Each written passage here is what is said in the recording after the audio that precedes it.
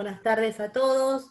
Es un placer poder estar con ustedes compartiendo esta jornada. Mi nombre es Andrea Pasodomo, abogada y egresada de la Universidad de Buenos Aires, de la Facultad de Derecho, docente en la carrera de grado y en la carrera de especialización de discapacidad y derechos. Formo parte del cuerpo docente de los módulos intensivos en la especialidad que se dictan en el interior. Y bueno, y el encuentro de hoy es ahondar en un tema que les traemos para charlar, más específico dentro del ámbito de salud mental. Dejo que se presente la doctora Mariana y damos inicio. Bueno, buenas tardes a todos, un gusto realmente estar acá compartiendo este rato en la tercera y última clase, o en el tercer y último encuentro de discapacidad y salud mental. Bueno, agradecemos por la organización, al Centro de Graduados, por supuesto. El seminario tuvo una convocatoria muy amplia, muchas gracias por estar ahí. Mi nombre, como les dije, es Mariana Lofeudo. Soy abogada, especialista en discapacidad y especialista en derecho ambiental. Soy docente de la práctica profesional especializada en discapacidad a cargo del doctor Seda, y también soy docente en los seminarios intensivos de discapacidad y derechos que se están dictando en el interior. Son seminarios que tienen convenio entre la UBA y los colegios públicos de abogados de las provincias. Y también soy docente de la carrera de especialización en discapacidad que se inauguró este año en la facultad, en nuestra facultad en la UBA, Derecho. Así que, bueno, vamos a hablar de... ¿Querés arrancar vos con el tema, Andrea? Contarles un poco qué nos motivó. Pensábamos sobre qué traerles hoy a colación para charlar, y nos pareció interesante poder repensar y debatir con ustedes todo lo concerniente a las prestaciones de acompañantes terapéuticos, que más que nunca es una figura de apoyo dentro del marco de las prestaciones que se brindan en salud mental. Y para ello, que es un debate muy álgido y con muchas aristas, creemos conveniente partir y dar un marco introductorio como para saber desde dónde nos paramos para hablar este tema. Básicamente, a ver si Mariana me colaborás en esta introducción. El marco, la ley madre en todo lo que es prestaciones de discapacidad troncal a nivel nacional es la ley 24.901. Una ley que prevé todo un marco de prestaciones básicas a favor de las personas con discapacidad, y es una ley que tiene una finalidad de cobertura integral hacia esas personas, con una mirada de dar todo aquello que se necesita en función de que esa persona con discapacidad pueda realizarse plenamente y estar inserta dentro de la sociedad, con un pleno ejercicio de todos sus derechos.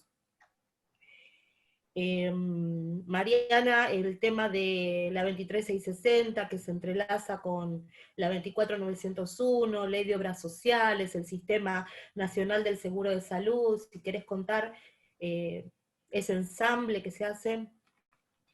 Sí, cuando decidimos qué rumbo darle o qué podía ser algún aporte importante con respecto a todo lo que es discapacidad y salud mental, que es un tema muy amplio, evaluamos esta cuestión que a la hora del litigio o a la hora de la solicitud de la prestación se vuelve bastante controvertida y compleja. No solo la de asistente terapéutico, sino la de asistente domiciliario, y ahí notamos que hay que hay muchísima confusión con respecto a esto. Vamos a arrancar con la Ley Marco de Discapacidad como para ir situándonos en esta problemática.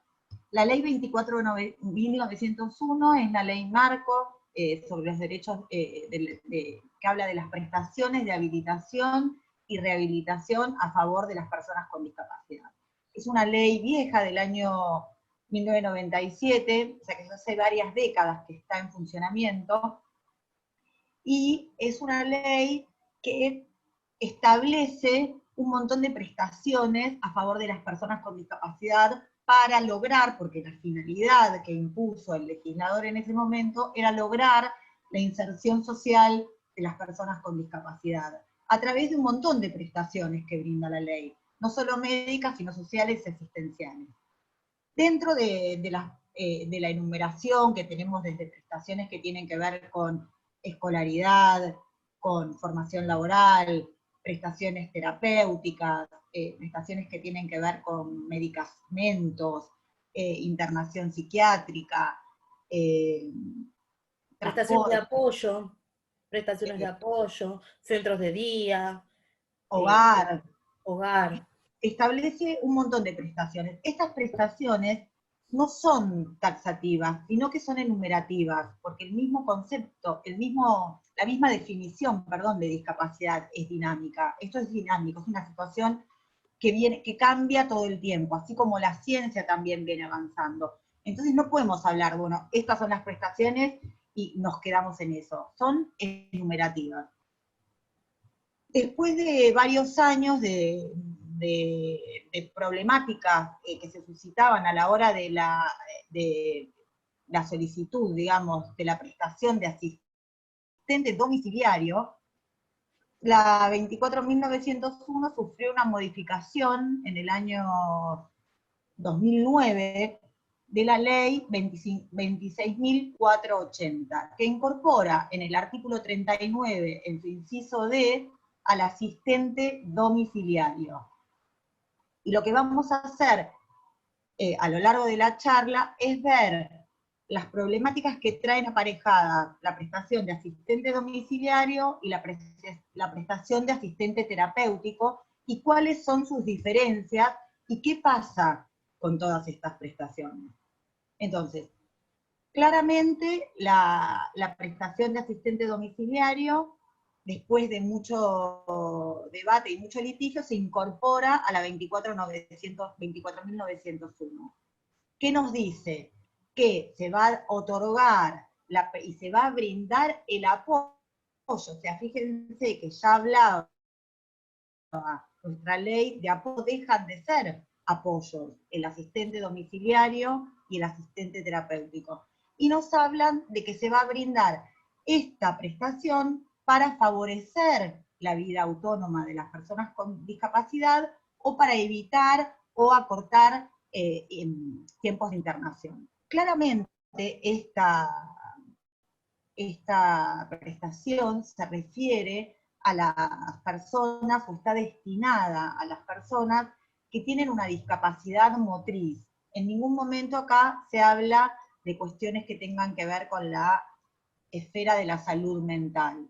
¿Para qué se solicita un asistente domiciliario? Se solicita para brindar apoyo en cuestiones que tengan que ver con el aseo de la persona con discapacidad, su vestimenta, de la comida. Y ¿puede el asistente domiciliario, por ejemplo, hacer la comida de la persona con discapacidad? Sí puede, pero no es una persona, no es un personal de casas particulares, el asistente. No está justamente destinada para eso. Claro. Y vale la pena acotar en este punto que el ámbito de incumbencia, de trabajo de objetivos, de este acompañante domiciliario, que está dentro del ámbito de la asistencia o apoyo a las personas con discapacidad, más vinculado con lo motriz, tiene que ver con esta autonomía, tiene que ver con el autovalidamiento en las actividades de la vida diaria de todas las personas, ¿no es cierto?, dentro de su hogar. Y en este punto hay mucha confusión en cuanto a la denominación, Y de repente, si ustedes leen fallos, van a ver que se hablan, cuando se refieren dentro de lo que se hace al acompañante terapéutico, se confunde. Hemos tomado lectura de distintos fallos en donde aparece el término acompañante socioterapéutico, acompañante domiciliario terapéutico, y Perdóname que te interrumpa, Andrea, sí, que encontramos un fallo que resulta hasta ya casi gracioso, que en el primer párrafo empieza hablando del asistente domiciliario, en el segundo del asistente terapéutico y en el tercero del asistente motor de no sé qué. O sea, fíjense que desde la doctrina y desde la jurisprudencia muchas veces también se confunden estas prestaciones que básicamente no tienen nada que ver. Una está destinada a las personas con discapacidad motriz y el asistente terapéutico está dentro de la esfera de la salud mental. No tiene nada que ver si tiene una discapacidad motriz, y las funciones son totalmente distintas. No son ni mejores ni peores, son dos apoyos y completamente distintos. y esta confusión en su terminología nace incluso desde la indicación médica.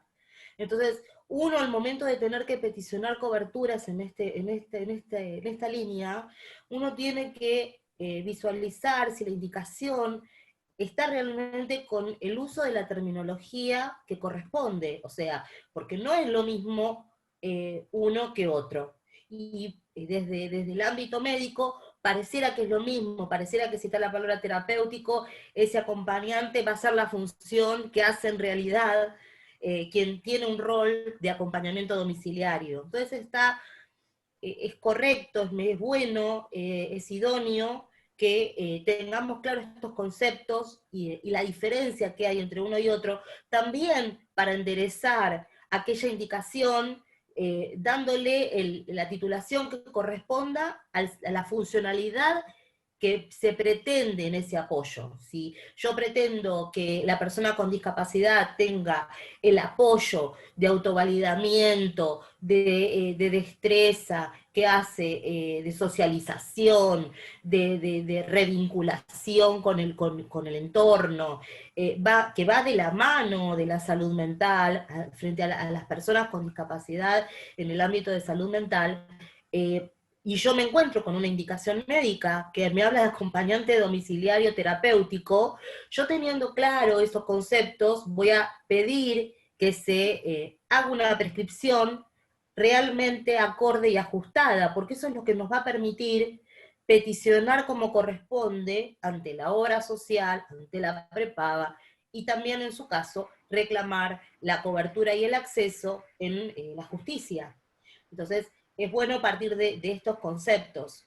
Teniendo aclarada la salvedad de esta confusión que observamos con la doctora Lofeudo, en la lectura de distintos fallos, cuando hablamos de acompañantes terapéuticos, hablamos de un montón, o sea, se parte de ese apoyo hacia la persona con discapacidad mental, intelectual, que requiere un direccionamiento y acompañamiento de su conducta, requiere el ser un vínculo con el entorno, siendo como facilitador para que esa persona con discapacidad, dentro del marco de todo lo que puede hacer, lo haga per se, por sí misma, con ese apoyo en la justa medida que lo necesite, pero sin anular a la persona con discapacidad, ¿sí?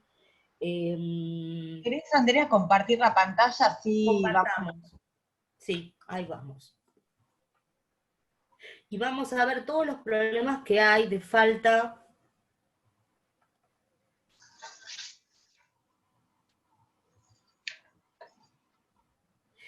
Acá les trajimos unas placas para acompañar esta charla, este encuentro.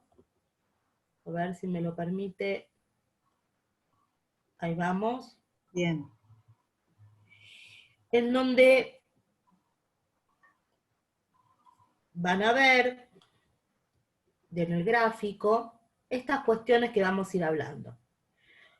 Como bien dijo la doctora Mariana, el OFEUDO, el acompañante domiciliario, nace en este marco legal, la ley 26.480, que incluye el artículo 39, inciso D, a la ley madre 24.901, siendo apoyo dentro de lo que es el ámbito de la discapacidad motriz, con los objetivos que estuvimos hablando, de asistencia en las actividades de la vida diaria, de apuntar a evitar su institucionalización, y remarco esta cuestión del equipo interdisciplinario. No sé si querés, Mariana, hacer una salvedad en eso, al momento de indicar la prestación. Sí, porque claramente es importante esto que decís vos, Andrea. Claramente la ley, la 24.901, nos habla de que esta prescripción debe ser hecha por el equipo interdisciplinario. Y ahí también se generan confusiones entre, bueno, quién va a ser el médico o qué especialidad, digamos, dentro de la medicina va a ser el que prescribe el asistente domiciliario y quién va a ser el que va a prescribir el asistente terapéutico. Porque no podría, digamos, en principio, un pediatra prescribir un asistente terapéutico porque no estaría dentro de lo que es la esfera de la salud mental. Entonces ahí también, según de dónde estemos parados, si somos la actora, digamos, o las obras sociales o la empresa de medicina prepagan, empiezan a poner un montón de barreras al momento de tener que otorgar esta prestación. Que es cierto, tiene que estar, o sea, lo más recomendable es que al momento de la solicitud, si fuera el médico de cabecera, por ejemplo el médico pediatra, que la pida el médico pediatra y algún otro integrante del equipo, y se presenten algunos informes de por qué se solicita, con el fundamento médico, de por qué se solicita este tipo de cobertura. Eso sería allanar, digamos, un camino que después, si no, vamos a tener que pelearlo durante el litigio. Entonces, nosotras siempre recomendamos al momento del inicio ya contar con todas estas prescripciones e informes actualizados, ya sea o al momento de la presentación anterior al litigio en la obra social o la prepaga, o si correspondiera al momento de ya estar litigando. Eso por un lado. Sí, perdón, no, te dejo cerrar la idea. No, decime.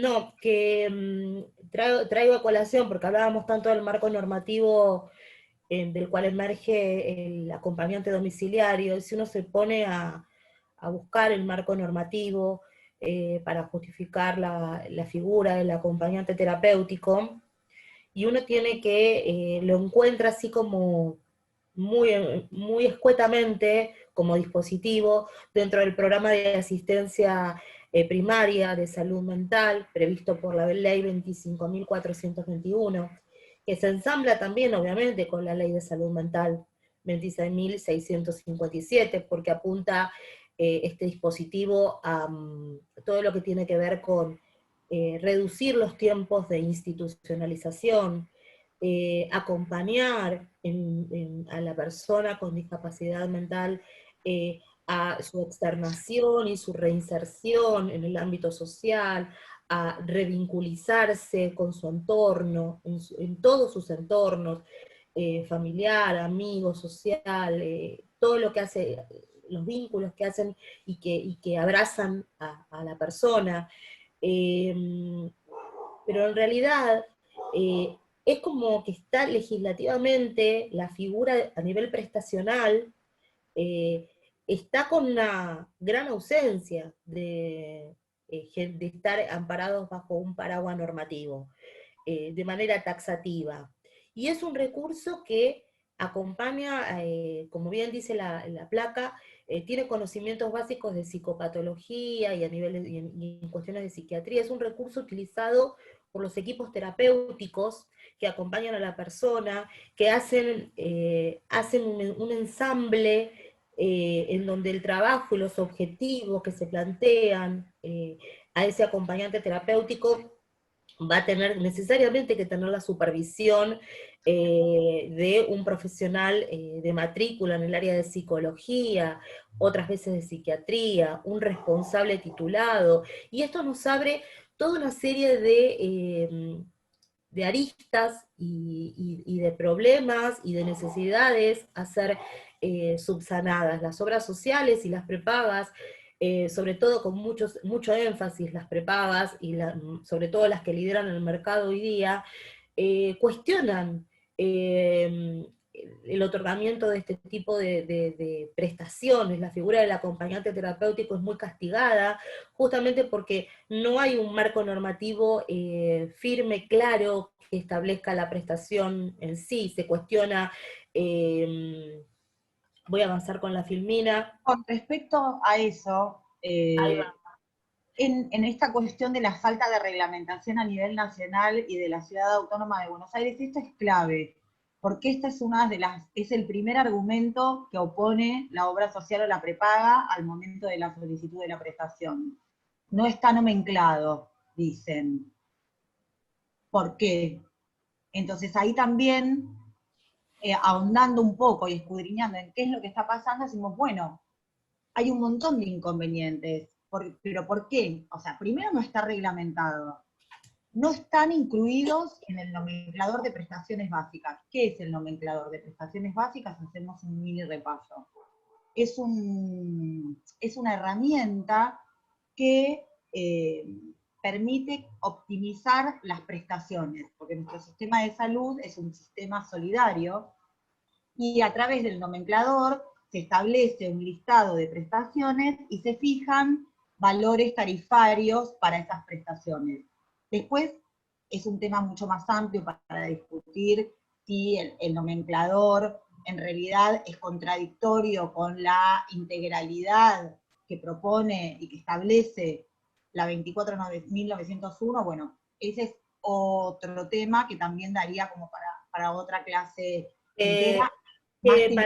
Más que Mariana, podemos invitar a quien tenga interés en el canal de YouTube y sí, también quienes no siguen, los invitamos a que puedan seguir en Instagram, el está canal de la carrera de de discapacidad. especialización de discapacidad y derechos. Ahí tenemos hecho, tuvimos la oportunidad hace un mes aproximadamente de tener un encuentro en el cual participamos ambas docentes y hablamos sobre los argumentos de la Corte Suprema en materia de discapacidad, y uno de los temas candentes fue el nomenclador, el concepto de integralidad, entendido durante mucho tiempo al 100% en el acceso a las prestaciones, y que hoy la mirada de la Corte ha cambiado, y se hablaba de esto que está haciendo referencia Mariana en cuanto a el carácter tarifario, o también no tarifario, si no era orientador en su momento y ahora sí pasó a ser aparentemente tarifario. Así que bueno, los invitamos a que accedan a los canales de la carrera de especialización, y ahí van a tener contenido audiovisual, no solamente este que le estamos comentando, sino de diversos temas que abrazan al ámbito de discapacidad y derechos.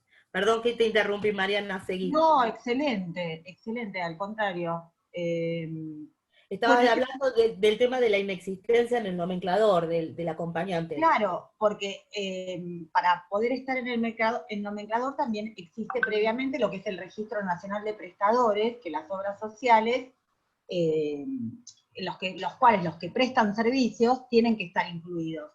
Pero se suscita el tema de que los asistentes terapéuticos no tenían hasta hace muy poco una carrera, eran distintos cursos con distintas cargas horarias, pero no se matriculaban. Entonces, al no poder matricularse, no están en el registro de prestadores y no existen en el nomenclador. Entonces, al momento de tarifar, entre comillas, el valor de la prestación, se generan también otro montón de cuestiones que ahora vamos a hablar en el aspecto digamos, del avance del sistema judicial en una especie como de reglamentación que no tendría que pasar porque genera más inconvenientes, pero bueno, también es la única solución que se puede dar por el momento. Entonces, el inconveniente es este, no están en el nomenclador.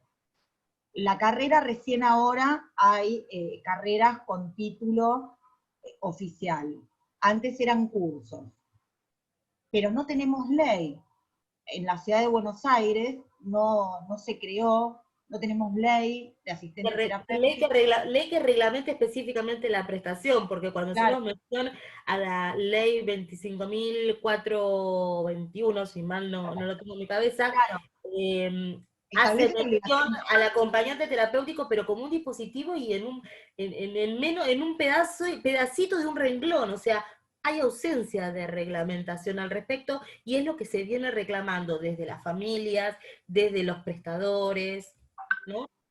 Es como una obligación genérica la que se establece, que está perfecto, pero al momento de efectivizar de ejercitar ese derecho, se torna dificultoso, porque al no estar reglamentado es, bueno, ¿puede un asistente terapéutico que tiene un curso hecho de, no sé, 80 horas brindar la prestación? ¿Es lo mismo que el que tiene un título oficial?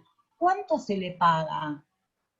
¿Corresponde que la obra social o la empresa de medicina prepaga se haga cargo de esa cobertura? Bueno, sí, corresponde, eso lo sabemos y es claro, pero se suscitan todos estos problemas.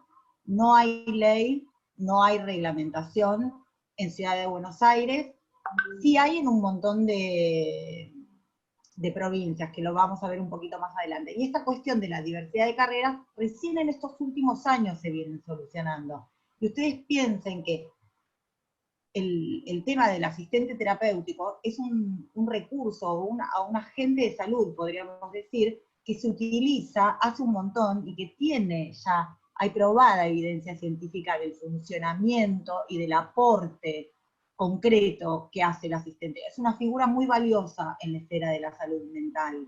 Entonces, con estas cuestiones estamos desprestigiándola y precarizando también el trabajo de los asistentes terapéuticos.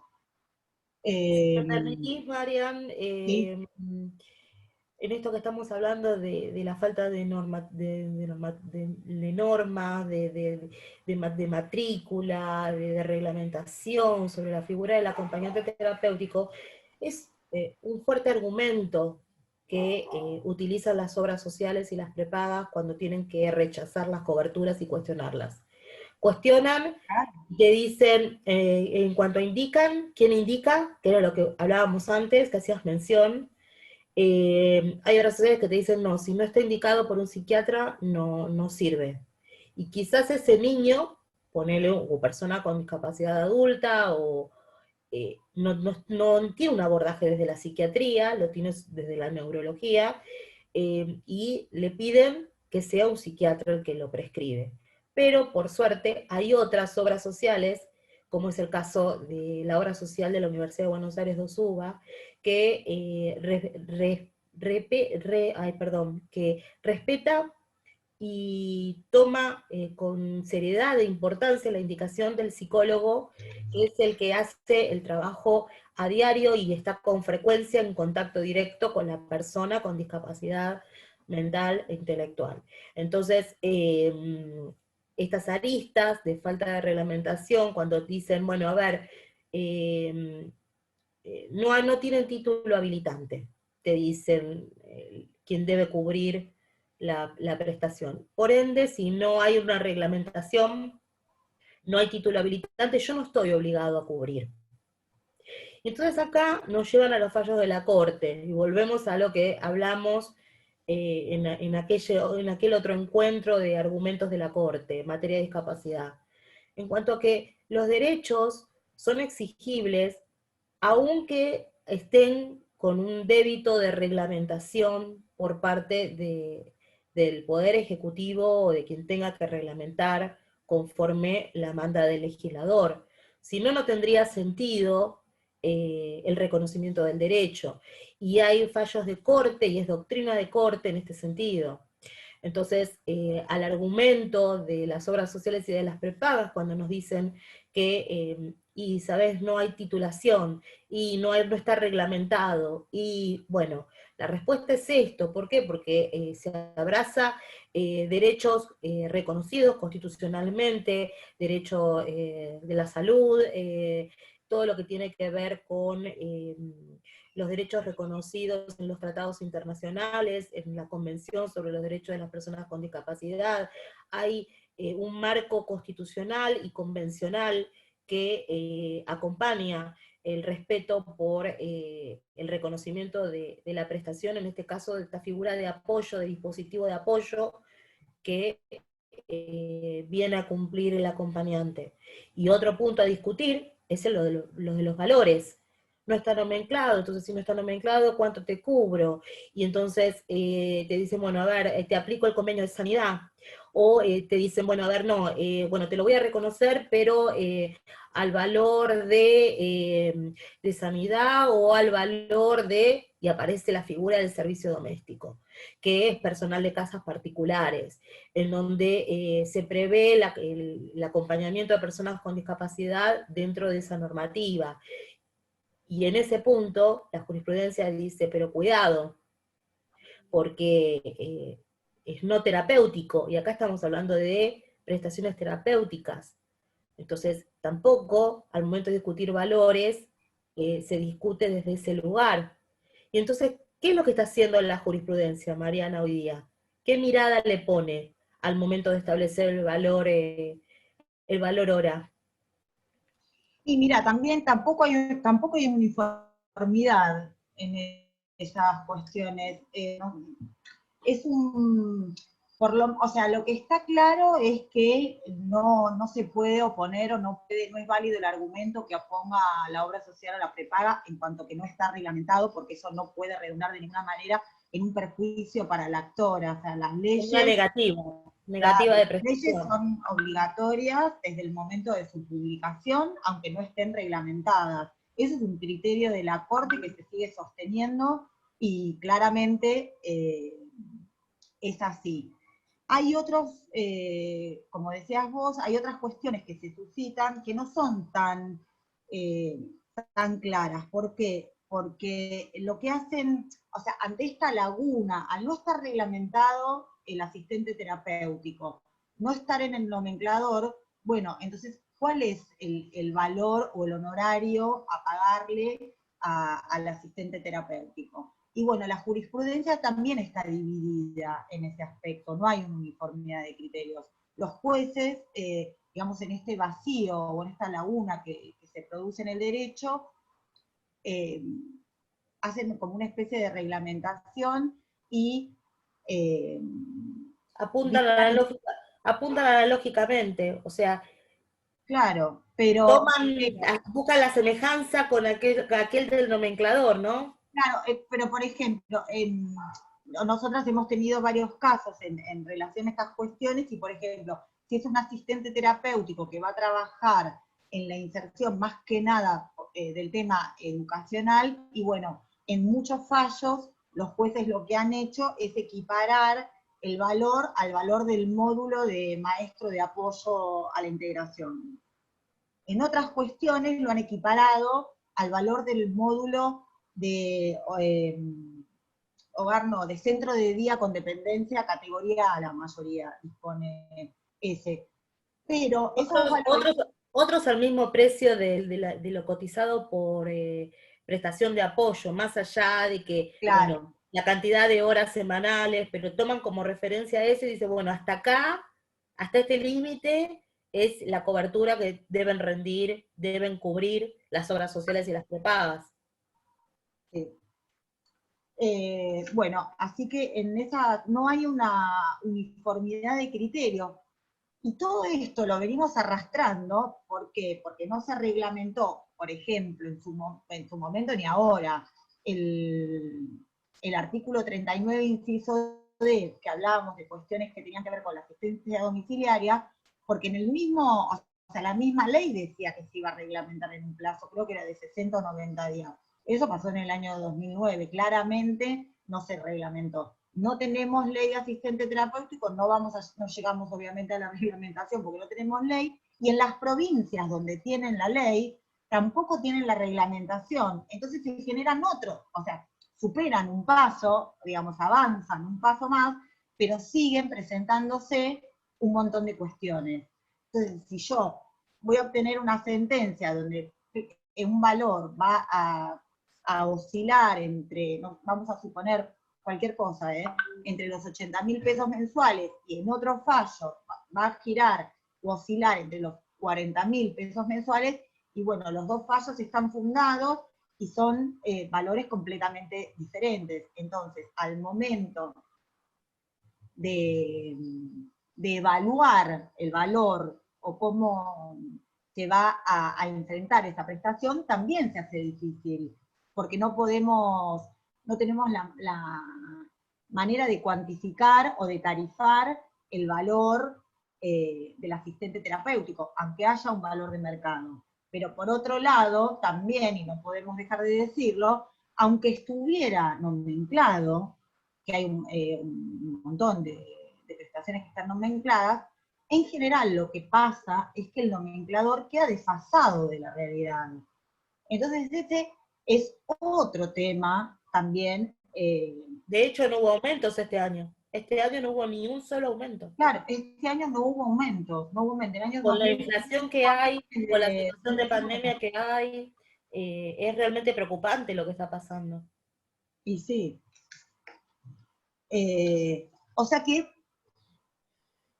digamos, no tenemos ley, no tenemos reglamentación, no está incluida en el nomenclador. La jurisprudencia es diversa y se apoya y se fundan en distintas cuestiones. Acá alguien escribe, y el año pasado hubo un solo aumento de nomenclador en diciembre y del 10%, Tal ¿verdad? cual, tal cual. Es perfecto lo que estás diciendo. Y alguien por ahí que logré ver el chat, que hablaba de... No los puedo ver el chat porque estoy compartiendo, así que contame, ¿qué dicen? Alguien hablaba de, acá están pasando, ay, qué bueno, gracias, que hay gente que es más aplicada. Están pasándole el nombre de la charla sobre los argumentos de la Corte Suprema que estabas mencionando. Buenísimo, gracias. Sí, muchísimas gracias. Y había alguien que preguntaba si esto no se podía fundar en el artículo 19, de la Convención sobre los Derechos de las Personas Bueno, con Discapacidad. todo nos lleva al artículo 19, al artículo 20, Claro. y al resto de todos los artículos. Obviamente, o sea, uno recurre a los tratados. Es más, también podríamos, y nos ponemos en otra discusión que no amerita ahora, pero también está la figura del asistente personal dentro de la convención. O sea, uno utiliza como abogado herramientas y va hurgando por dónde ingresar. Es indudable que la figura de apoyo está, pero también es indudable que se necesita esta reglamentación, esta profesionalización, este reconocimiento que dignifica y que enaltece al profesional que brinda la prestación de acompañante terapéutico y le da un lugar realmente que merece tener, y que es importantísimo para la persona con discapacidad mental, y también para su entorno familiar, porque eso permite que la familia se vincule desde otro lugar con la persona, y afianza los vínculos y arma redes, y se hace un trabajo con ensamble, con el equipo terapéutico que lleva a la persona con discapacidad en sus tratamientos. Nada, obviamente que sí, yo comparto, y Mariana, compartimos las dos esta cuestión de la vida independiente en el artículo 19 de la Convención, el de la movilidad personal en el artículo 20, sin lugar a duda es así. Claro, Hay algo que no quiero que no se nos escape, que estas mismas problemáticas de falta de reglamentación, de que discutan, te lo cubro pero no está reglamentado, no hay titulación, no está profesionalizado, el valor puede ser sanidad, puede ser, estas mismas cuestiones están sobre la figura del acompañante domiciliario. Porque si ustedes leen el artículo 39, inciso D, de la ley 24.901, establece en sus últimas líneas ese inciso conforme a la reglamentación de la autoridad de aplicación. Entonces, hay un débito, se debe ¿no? Se debe reglamentar, se debe legislar. Sí, Nación, nación, y ahí te voy a dar el pie, Mariana, para entrar en la filmina siguiente. Nación y ciudad no tienen reglamentación sobre la figura del acompañante terapéutico en cuanto a qué, cuánto, cómo, qué línea de profesionalización, registro de ateo, no, matriculación y demás. Pero en las provincias, ustedes saben que en materia de salud, las provincias han reservado dentro de su competencia el legislar. Y entonces ahí pasamos, y ahí le voy a dar el lugar a Mariana que continúe y nos cuente, y también acá merita los agradecimientos a nuestras colegas Santa Fe, Mariela Peña, a Melacrino Valeria, a la doctora Valeria Melacrino en Córdoba, Noelia Roger en Chubut, con quien hemos debatido estos temas y nos han contado nos el han vínculo que ayornado acerca ¿qué de, pasa? Bueno, contanos a todos. bueno, primero adhiero obviamente al agradecimiento a las colegas y también representantes de todas estas cuestiones en sus provincias. Gracias por el debate y por el intercambio. En estas provincias se ha legislado acerca del asistente terapéutico y se han solucionado algunas cuestiones, como hablábamos antes, pero no todas, digamos, han aparecido otras. Por ejemplo, Córdoba. La ley es relativamente nueva, del 2016, tienen una carrera en la que se otorga un título oficial y se creó un registro de asistentes terapéuticos. Entonces eso soluciona un montón de cuestiones, porque yo ya sé que para ser asistente terapéutico, si quiero matricularme y poder trabajar para las obras sociales y de las prepagas, puedo acceder a esa carrera, me voy a titular, me voy a matricular y voy a pertenecer a un registro. Entonces voy a poder, las obras sociales provinciales, no las nacionales, las provinciales, las incluyen dentro de su nomenclador, digamos, al tener esta ley. La problemática con las obras sociales nacionales sigue existiendo y digamos, paralelamente a esto. Es interesante la ley de Santa Fe, que es muy nueva, hace muy poquito, creo que fue de enero, recién Enero, febrero, sí. eh, no sé cómo lo estarán aplicando con respecto ahora o cuál habrá sido el protocolo específico con respecto a la pandemia, porque lo que también tenemos que aclarar es que se han suspendido las prestaciones muchas de asistentes terapéuticos y hace muy poco recién se empezaron a habilitar este tipo de prestaciones. Bueno, esta de Santa Fe que crea también un registro de asistentes terapéuticos y hace la salvedad, porque al momento de la sanción de la ley existían agentes de salud como asistentes terapéuticos que no habían hecho la carrera con el título oficial.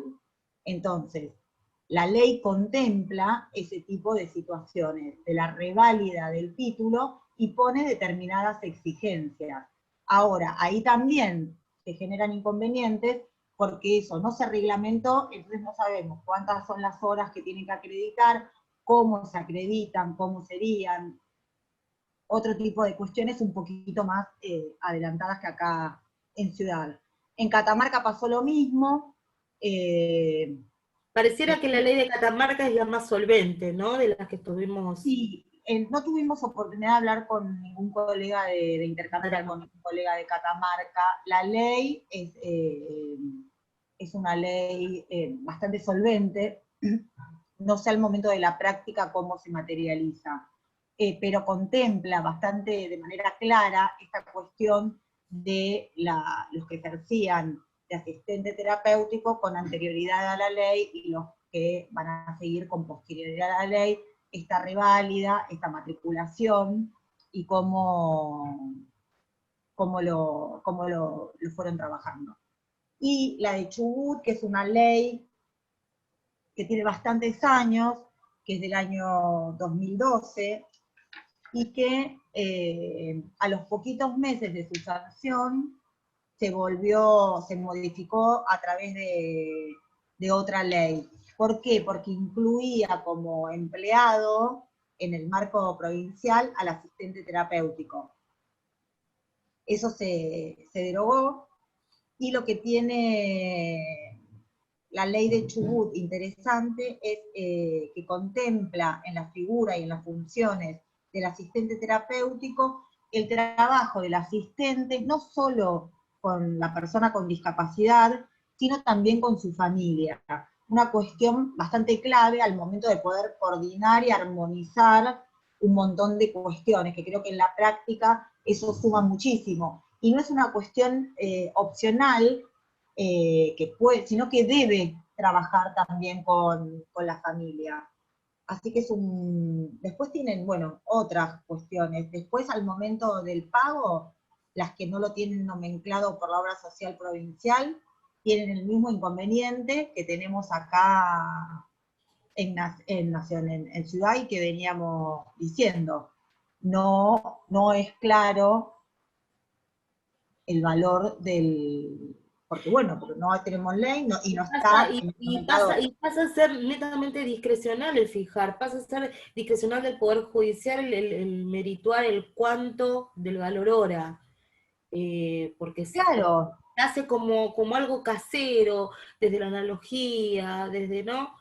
O sea, A teniendo mí, en cuenta a mí me pasó en un caso puntual que hicieron un mix, dijeron, bueno, hasta este valor, lo que está presupuestado, y le hago un similar hasta el 50% del valor, y lo asemejó con la prestación, con un módulo de prestación dentro del nomenclador. Entonces queda esta cuestión artesanal que pasa a ser hasta discrecional, y que quizás en algunos casos, según como cuadre la situación, eh, puede rozar decisiones que no sean tan justas para el caso en concreto. Entonces, por eso la necesidad de que exista claridad, para que la interpretación no quede la aplicación del derecho desde una mirada subjetiva, sino que haya cuestiones que deben de estar objetivamente pensadas y reguladas. Haremos las interpretaciones de todo el marco normativo, pero es un llamado urgente, y desde los grupos de acompañamiento terapéutico y demás, Mira, hay están una pensando y asociación, luchando mucho por esto. claro, esto nos comentaban nuestras colegas provinciales, más que nada la doctora Roger, que al momento de vigencia de la ley se tomó un examen para revalidar, digamos, a los asistentes terapéuticos que venían trabajando anteriores a la vigencia de la ley, y quedaron un montón afuera. Entonces esos tendrían que volver a hacer la carrera, y siguen reclamando, no solo ellos, sino todos los asistentes terapéuticos, la inclusión y digamos, el esclarecimiento. Yo creo que esto como trasfondo tiene que ver con una falta de política pública y con una falta de inclusión en la agenda de estas cuestiones que tienen que ver con la discapacidad.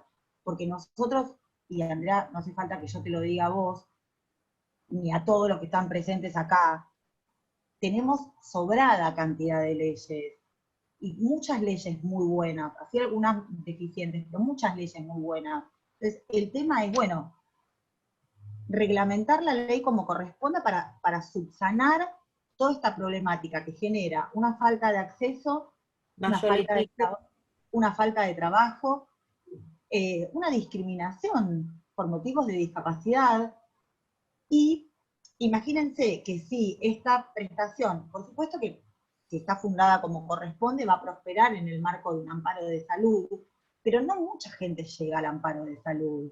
Entonces las obras sociales y prepagas la deniegan, y mucha gente no tiene la posibilidad o no sabe, o la cuestión que pase, que no puede llegar a solicitarla en un amparo. Entonces se quedan sin la prestación, siendo una prestación esta de tal importancia, No sé si querés traer a colación el fallo Giordano que estábamos Bueno, charlando.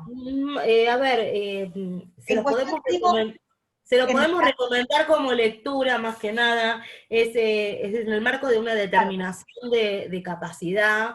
Giordano Raúl Zenón es un fallo que viene de la Cámara Nacional de Cámara de Apelaciones Civil y Comercial de Mar del Plata, es del 28 de diciembre del año 2017, y básicamente en este caso se discutía, en este fallo se discutió, el señor Giordano era un hombre de avanzada edad, afiliado a PAMI, había pasado su vida 25 años institucionalizado, con diagnósticos también de salud mental, entre otros, y no tenía familia, no tenía nadie. Y se había logrado su externación de la mano de un circuito tenía su curador oficial, y aparte tenía el circuito, el dispositivo de apoyo a través de el acompañamiento terapéutico, y había logrado autonomía, había logrado poder, dentro de todo de lo que él podía desarrollar el mayor despliegue de su capacidad, lo acompañaba ese acompañamiento terapéutico, tenía que ver hasta incluso con asistirlo en acompañarlo a consultas médicas. Realmente se había logrado el objetivo, pero lo que se empezó a discutir era que el valor hora quedaba muy chico, entonces empezaban a reducir horas. Y en esta reducción de horas, PAMI que decía, y mira, el subsidio que yo doy, ustedes vieron que PAMI se maneja con subsidios, el subsidio que yo doy es hasta acá y no puedo dar más, y esto es un sistema solidario, y bueno, frente a todo ese marco, la jueza dicta, en el marco de la determinación, en el proceso de determinación de capacidad, que en realidad tiene que ver se llama jurídicamente así, pero sabemos que partimos de la capacidad de la persona y que en realidad el juez lo que hace es restringir en aquello que se necesita y poner los apoyos que esa persona con discapacidad requiere. Dicta una medida y le dice a PAMI que abone a determinado valor. Y bueno, la discusión versó sobre esto y se abrió un debate en Cámara donde se trajeron a colación todas estas cuestiones normativas que estuvimos hablando, y es un fallo muy interesante porque no es un amparo, es un proceso donde se determina la capacidad de las personas, en este caso de Giordano, y donde se revaloriza la figura de la T como apoyo. Así que le recomendamos ese fallo porque tiene fuentes normativas convencionales, constitucionales muy ricas para poder analizar y recurrir y tomar lectura. Como pueden ver, en lo que venimos hablando hasta este momento, la necesidad de capacitación y del abogado litigante cada vez es mayor.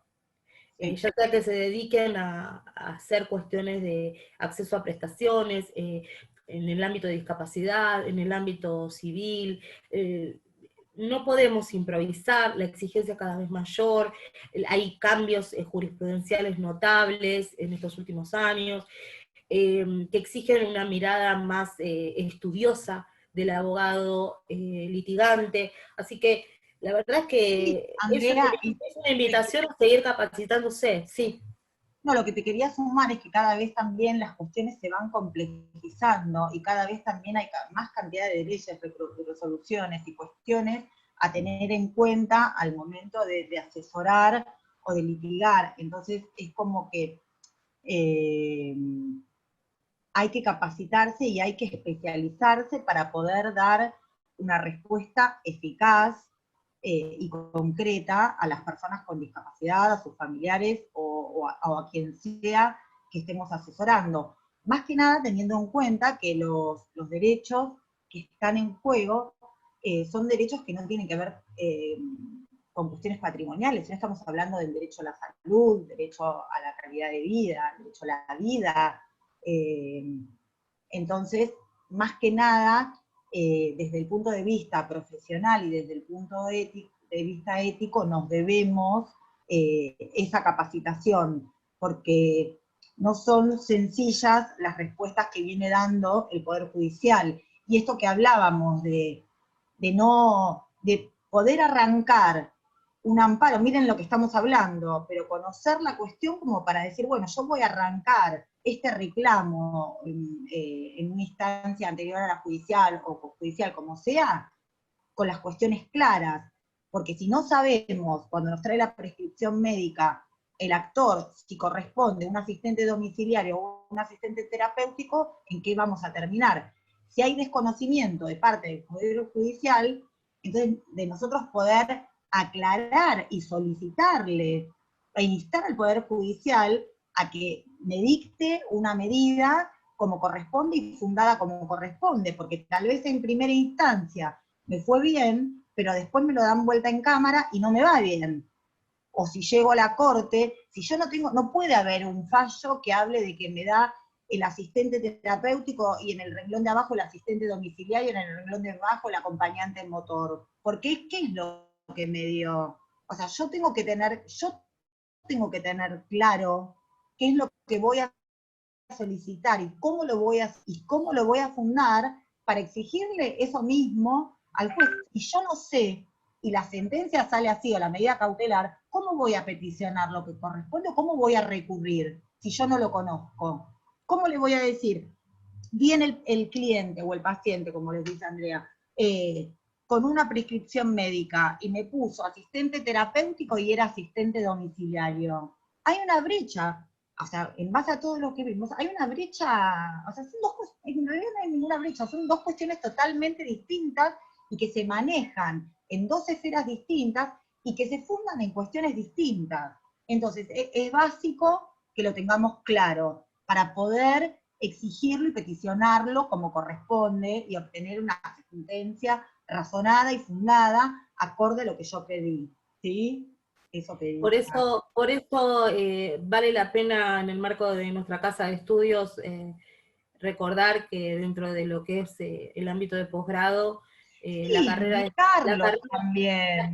las carreras, invitarlos, sí, la carrera de especialización de discapacidad y derechos, que este año tomó la modalidad de carrera de especialización, se puede incluso realizar hoy día de manera online, de manera a distancia, con invitados enormes de trayectoria y que hacen a la formación. Incluso quiero compartir con todos el contarles que la Universidad de Buenos Aires, en la carrera de especialización, extendió sus brazos cruzando la frontera y estamos dictando con Chile. Así que Argentina y Chile en esta capacitación se extiende hacia el otro lado, por eso revalorizar lo que tenemos, que es tan bueno, y invitarlos a que se sumen a nuestros espacios. Si les parece, y si las chicas que manejan todo lo que es esta cuestión informática, les dijimos si teníamos la posibilidad de quien quiera hacer alguna pregunta, levanta la mano con el dispositivo que permite el Zoom, y les van a permitir desbloquear el micrófono mencionando quién es la persona, para que puedan interactuar con nosotros antes de despedirnos, poder evacuar dudas y repensar lo que tengan necesidad de repensar para aquellos que se hayan quedado con nosotros hasta el final. Sí, a ver si hay alguien. Había en el marco de disertación alguien que había levantado mano. Yo leí por ahí, pero... Mira, yo lo que sí leí, que ahora no lo encuentro en el chat, es una pregunta de que preguntaban en qué provincias había leyes de AT, yo acá lo tengo anotado, y les voy comentando mientras alguien, si se deciden hacer alguna pregunta. En Tierra del Fuego, donde hay, voy a decir, Tierra del Fuego, San Juan, Neuquén, Entre Ríos, Santa Cruz, Río Negro, Chubut, Córdoba, Catamarca, San Luis, Tucumán y Santa Fe. Esas son todas las provincias. Ahí alguien levantó la mano. lo que les quiero... Ahí, ¿Vos te acordás el mail, Andrea, de discapacidad y derechos _UBA era? Ay, no lo tengo en este momento fijo, no quiero equivocarme.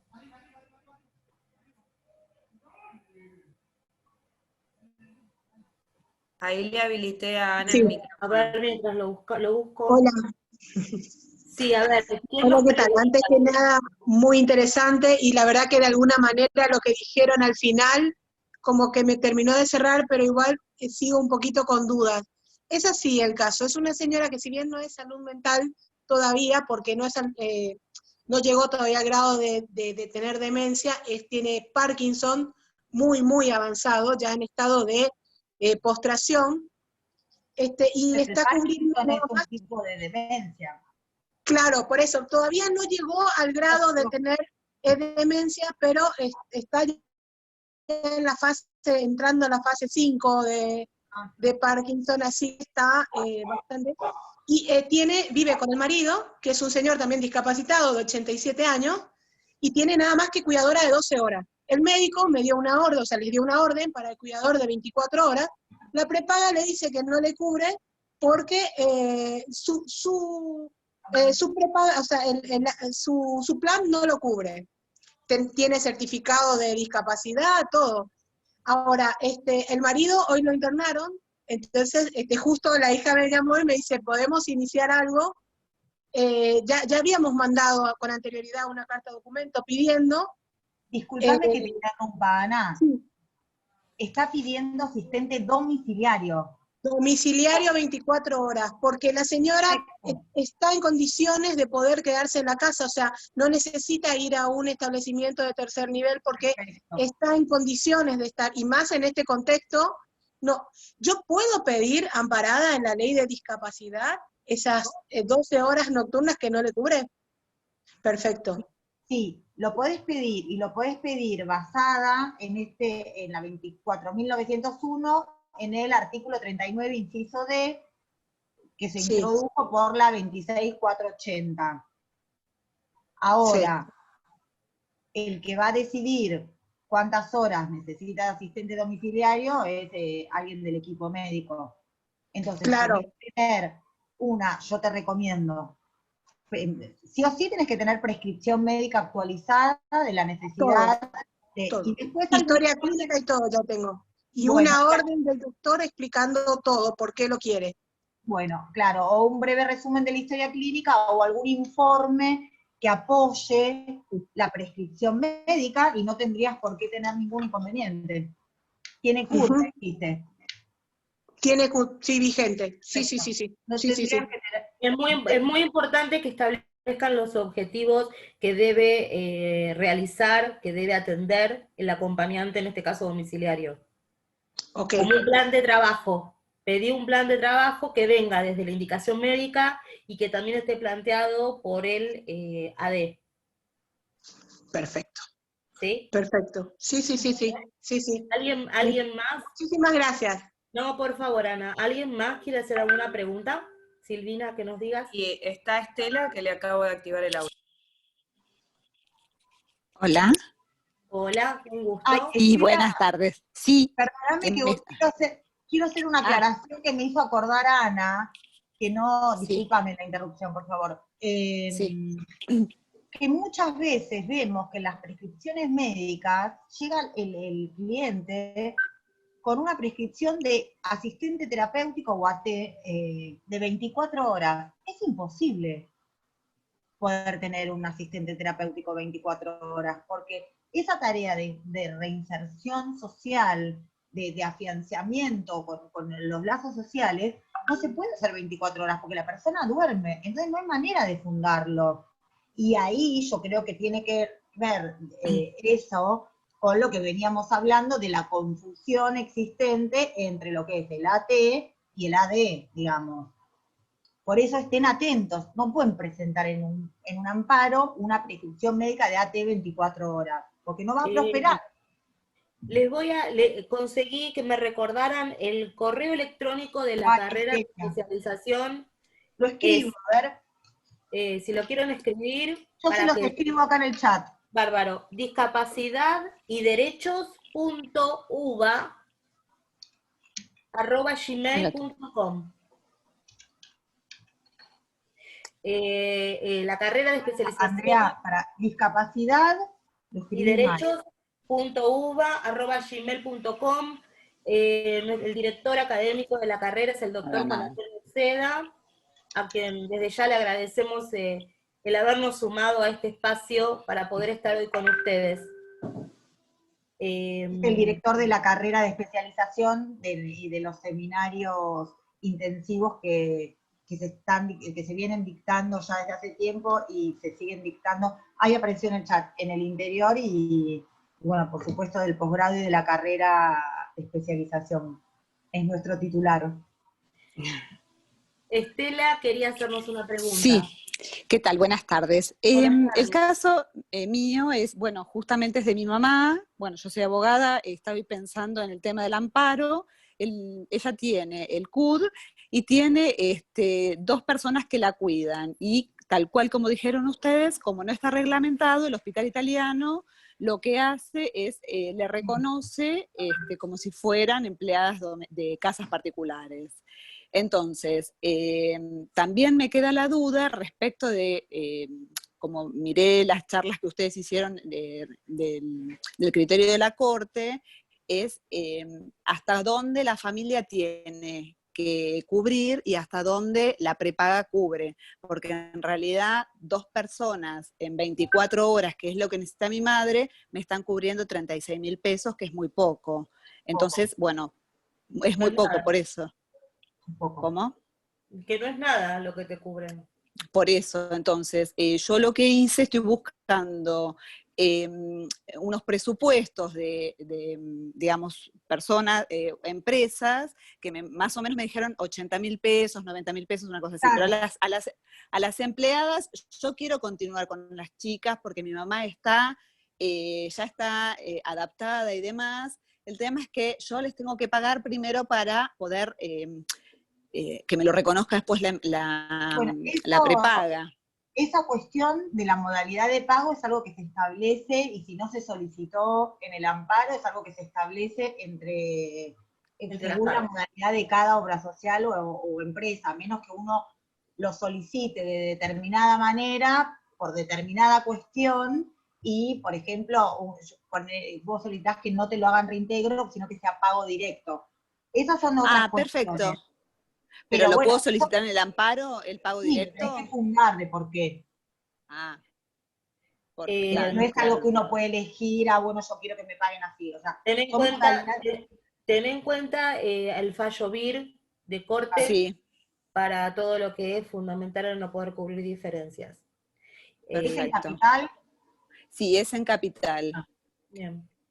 Bueno, nada, Bueno, Cualquier gracias. cosa, y si necesitas, tenés alguna duda más, escribinos ahí que nos Perfecto. a la dirección de los correos. Bueno, muchas gracias. No, pues mucha suerte. Hasta luego. Gracias. Ahí le habilité a Laura, y también en el chat preguntan si pueden repetir la carátula del último fallo que mencionaron como clasificador de conceptos.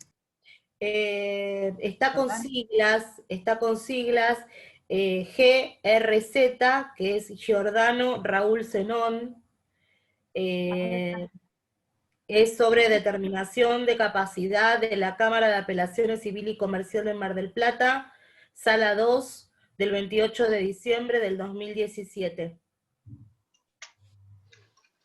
Ahí le estoy escribiendo en el chat.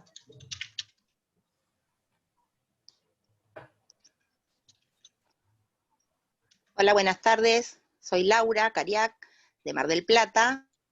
Este justo es el fallo de Mar del Plata. Soy acompañante terapéutico. Bienvenida, Laura. Mi pregunta es... ¿Se cortó? Se apagó el micrófono.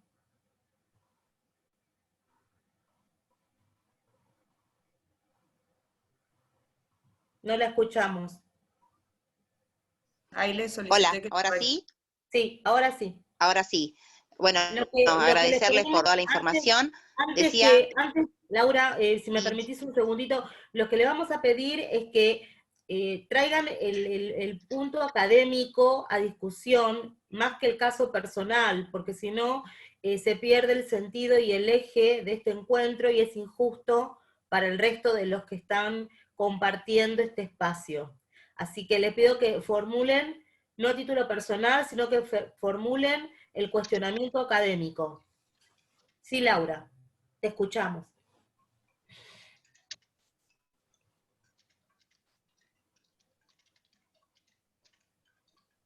Sí, como acompañante terapéutico hablo.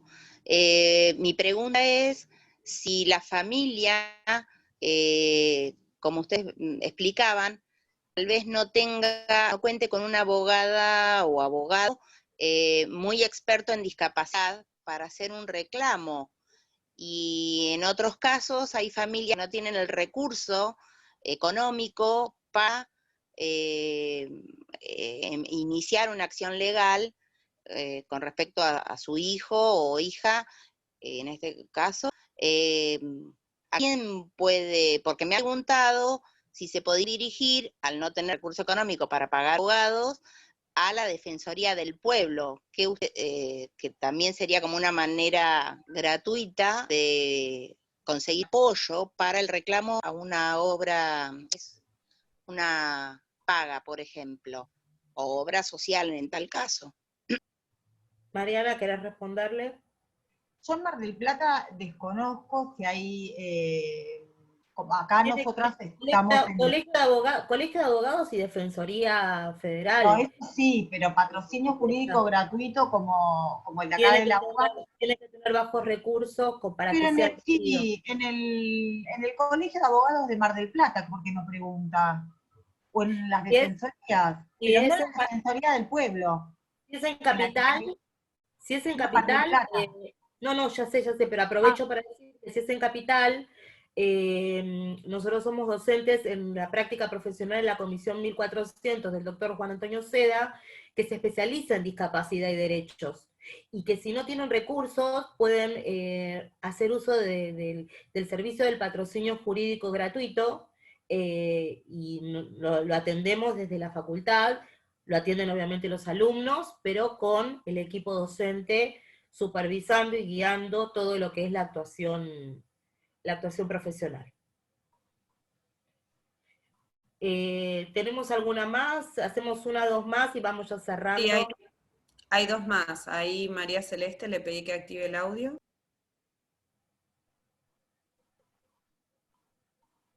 De nada, Laura.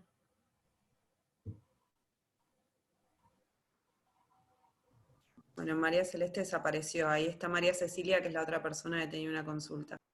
¿Qué tal? Buenas tardes. Buenas tardes. Me interesa, el artículo 1 de la 24901 nos habla de la cobertura integral, ¿no? Y muchas veces las prepagas aplican topes a los reintegros. Entonces, cuando hay un vínculo especial con la persona con discapacidad, uno como abogado solicita que se mantenga esa prestación con el prestador por fuera de la cartilla. Hay jueces que lo dan y hay jueces que no. Quería saber si hay algún criterio que ustedes apliquen o alguna resolución, porque a veces la propia empresa prepaga ofrece unos honorarios que son bastante bajos, entonces el profesional prefiere no seguir dando esta prestación terapéutica y la persona se queda sin una prestación personalizada que ya venía teniendo hace años. No sé si soy clara. Sí, es una cuestión que muchos traen.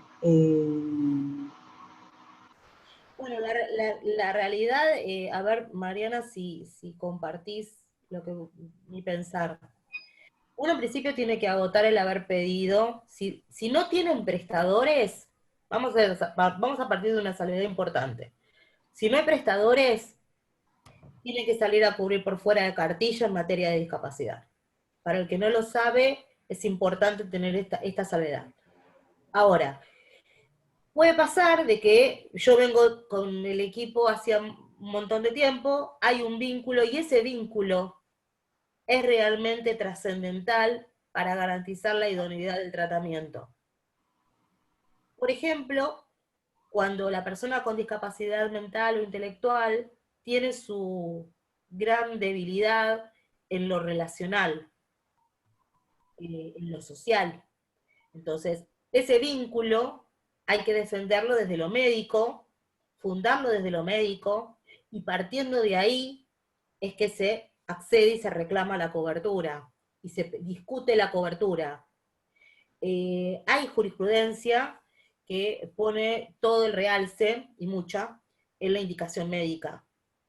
Y en que es el médico el que quien está en mejores condiciones para prescribir y para indicar a su paciente, porque es el que mejor lo conoce. Y hay un montón de jurisprudencia en este sentido. Con lo cual, cuerpo médico forense se ha expresado y ha sido trascendental en los recursos, en las acciones de amparo, en su pronunciamiento, y ha sido muy tenido en cuenta al momento de fundamentar y argumentar las sentencias definitivas, dictadas por magistrados de primera y de segunda instancia. Así que se puede pelear desde ese lugar perfectamente, perfectamente. Gracias, Andrea, muchas gracias. No, de nada. Hay algunos que preguntan reiteradamente, vi varias veces, agradezco al que subió el fallo de Giordano, muchas gracias, y preguntan qué pasa con las personas que no tienen obra social o prepaga. Bueno, eso lo establece directamente la ley, la 24.901, que es el Estado, que a las personas que no tengan recursos va a brindarles las prestaciones de esta ley. En los hospitales hay dispositivos, no sé cómo están funcionando, no sé si vos tenés, Andrea, conocimiento cómo estarían funcionando en el marco de lo público, específicamente el tema, o sea, todas las prestaciones. La verdad que yo parezco reiterativa, pero los invito a ver los archivos audiovisuales subidos en mi canal de Discapacidad y Derechos, porque tuvimos la oportunidad en aquella jornada, la doctora Noelia Malvina Cofré y el doctor Juan Antonio Seda hablaron en temas de amparo. Nosotros nos focalizamos en los argumentos de la Corte, pero más allá de volverlos a invitar en ese sentido, les digo que uno como abogado litigante, cuando ve una situación de extrema vulnerabilidad, uno siempre piensa, ¿cómo hago para que esa persona ingrese al sistema de salud? Y eso, a ver, en principio obviamente el Estado debe responder, pero esa persona necesita, más allá de esa prestación, necesita tener cobertura de salud. Entonces, hay diferentes vías, diferentes canales por el cual yo puedo hacer ingresar a esa persona al sistema de salud, que obviamente exceden este marco de debate. Tengan en cuenta la figura del monotributo, tengan en cuenta la figura de familiar directo, jubilado, pensionado, tengan en cuenta estas cuestiones como para analizar el ingreso al sistema de salud de esa persona con discapacidad. Igual está dentro de todo lo académico que desde el área de discapacidad y derechos venimos formando y venimos haciendo. Espero que esté respondido. No sé quién preguntó.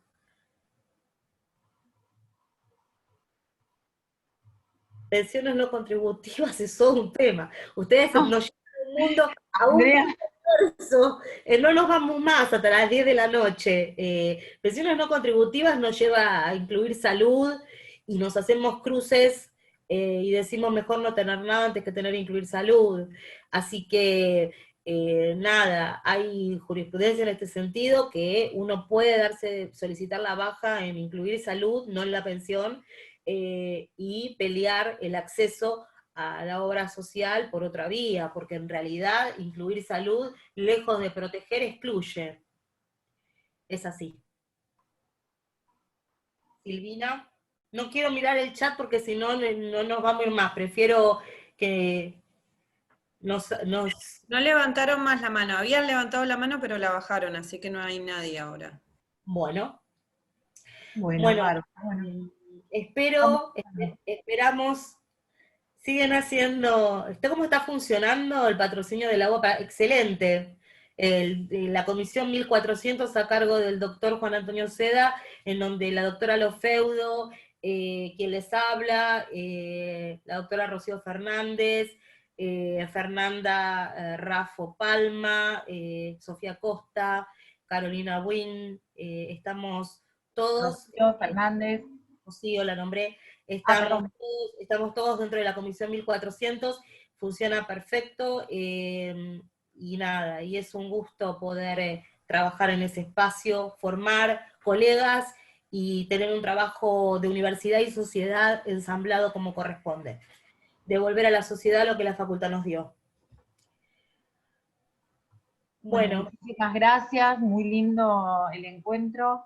Esperamos haber aportado un poquitito de claridad a este tema. Y bueno, cualquier consulta que nos quieran hacer, nos escriben al mail discapacidad-y-derechos.uva@gmail.com, que ya lo pusimos en el chat. Y bueno, muchísimas gracias nos convocan y nosotros contestamos nos hacen llegar a nosotras y nos mencionan la consulta para responderles. Gracias a todos por compartir este rato. Gracias.